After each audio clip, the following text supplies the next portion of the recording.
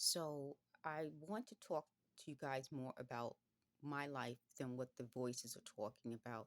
They're upset because they're able now to, more of them are able to talk to one another. So clearly the voices can't be in my head because if they're in my head and I'm not talking, how would they know what the other people are talking about? That was the whole point of this. I think somehow the voices and the people involved lost the point of this.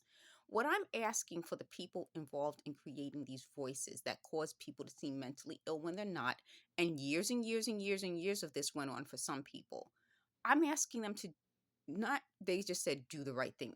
It's hard for me when they're talking out loud to not incorporate them in the videos. I got a comment from someone who didn't want me to incorporate them into the videos. I don't understand why not.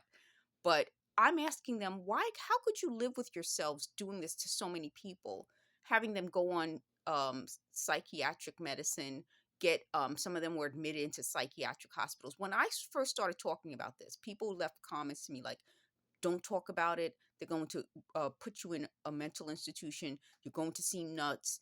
Don't do it. And now that this is happening to other people and they know how to find the voices, I think this was the only way to stop this. I'm going to link in a video.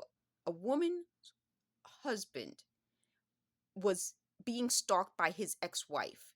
She hacked their Ring camera. Well, she didn't have to hack it because she was already authorized to use some of it, and used her Ring, the current wife's Ring camera, to spy on her, her baby, breastfeeding the baby, talking to her at the same time.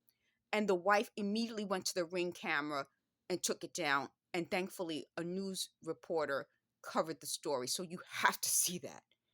And this is, they keep saying something, don't do it. I'm not sure what they're referring to. But look how far we've come, where now it's acceptable for people to say, I heard someone talking to me and I looked around. That changed. But my question to the people involved is this, because they keep trying to say it's going to be like, people are going to attack me. I'm so horrible. I've already been attacked. That already happened.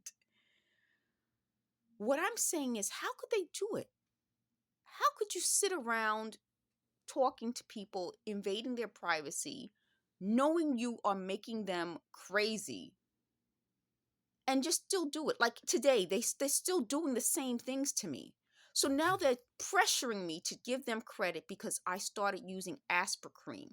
They said, well, technically, this is how their brains operate. Technically, it was my idea because I started putting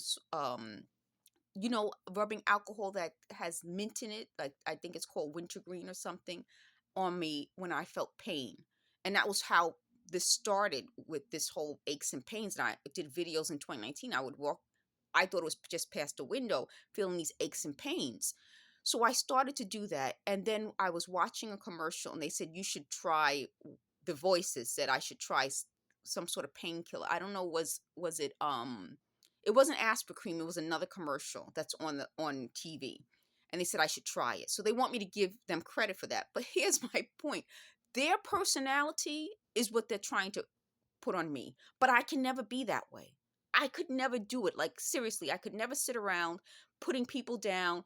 So here's a letter that you'll see. I did. Oh, here's the Fordham water print. Do you guys see that? There's a water print here, so you know it's an official letter that came from Fordham. This came probably in 1990 or 91. The reason I say that is because it says the deadline is February 1st for Fordham candidates. So probably it came either at the end of 1990 or the beginning of 1991 for it to be in time for February 1st.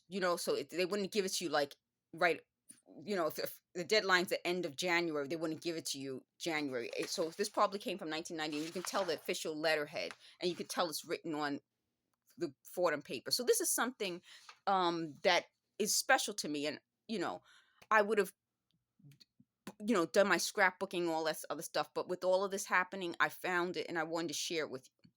So they were trying to imply that I really didn't get into Fordham based on being a good student, or my SATs. I got into it because I'm Black or because of HEOP.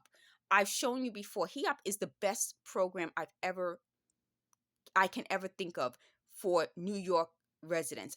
Let me tell you something. Okay, I know I'm going off on a different train of thought, but HEOP is for New York residents. And why that's so important is because it's, as a Democrat, it's New York's program to help New Yorkers.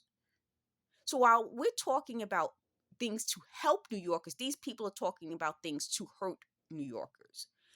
This program allows people who come from, it has nothing to do with not being good enough to go to college or not having the academic standards. In fact, you have to be able to demonstrate that you will succeed in college. That's the whole point. It's the opposite of everything they say. If you cannot demonstrate that you will succeed in college,